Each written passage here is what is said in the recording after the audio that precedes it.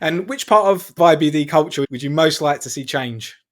I'd like to see us get back to a realistic timeline of a process and not move quickly at all phases for the sake of it.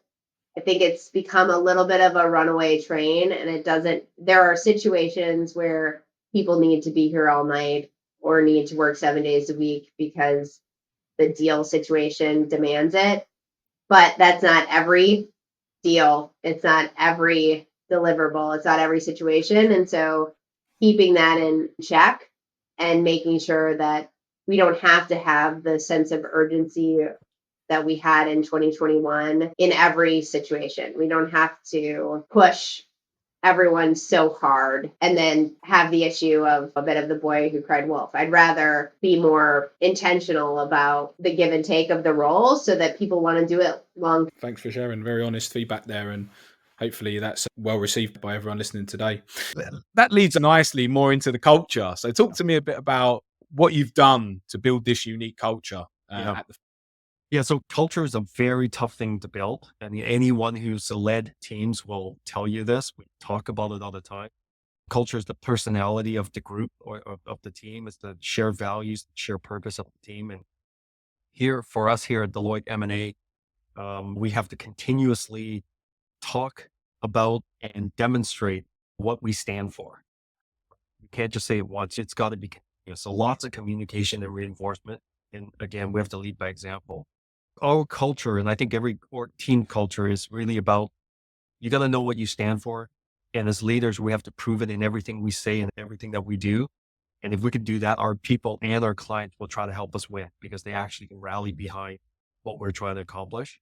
And here for us at Deloitte, we want to do great things. We want to build a dynasty that's going to last generations, way past when I'm gone. And that's the aspiration we have. Pete, you just talked about 60-page strategy documents, and we have to do the same thing. We have to prepare very detailed strategic plans for the leadership, but for the team, we actually distilled the 60-page strategy deck to 1 page, 3 bullet points in terms of what we try to accomplish and what we aspire to do. Number one, we want to work on the coolest shit. Number two, we're here to build next generation rainmakers. Number three, we're here to have fun and find joy. And that's it. We distilled it down to 3 things. We put it on one slide. And that's the culture of Deloitte Corporate Finance.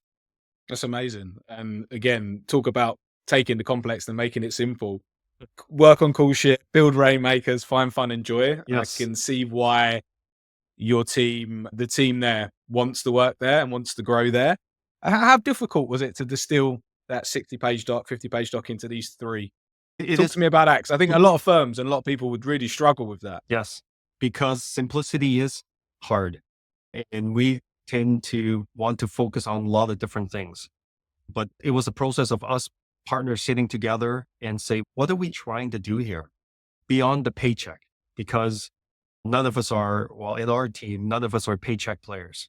We are here to do something greater. We want to build something not just for ourselves. Deloitte's been around for 170 years and it's going to be around for another 170. So I don't own anything. I'm just a custodian of this business, and my responsibility is to make sure I pass it down to the next generation in better shape. And ultimately, when we're honest with ourselves, what do we really want?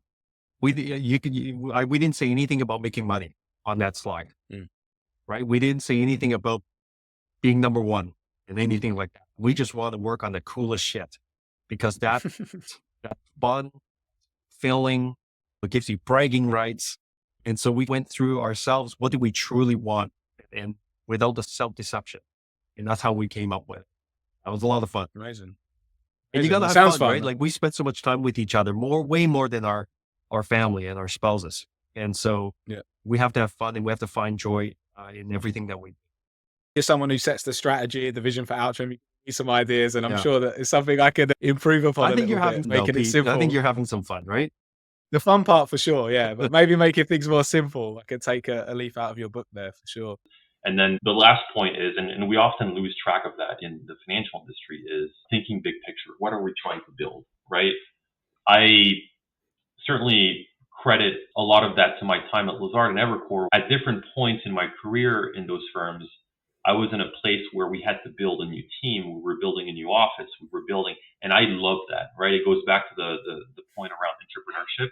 And so I felt I was part of something bigger. I was really putting all those hours into not just making a paycheck and trying to get a bonus at the end of the year, but we were really trying to build something.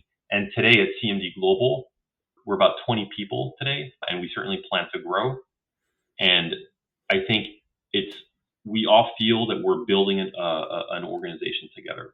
And I think that is really important in leadership is people need to understand and feel and trust that you're building something bigger that goes beyond yourself.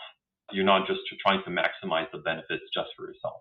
You can't build an organization that way. Those are probably some of the things that really come to mind when you ask me that question. That's great. So much to unpack. And the last point about big picture and building something special, feeling you're part of something bigger than yourself is key. I really agree with that. And I aspire to that in Outram and how I go about my business. But I love that.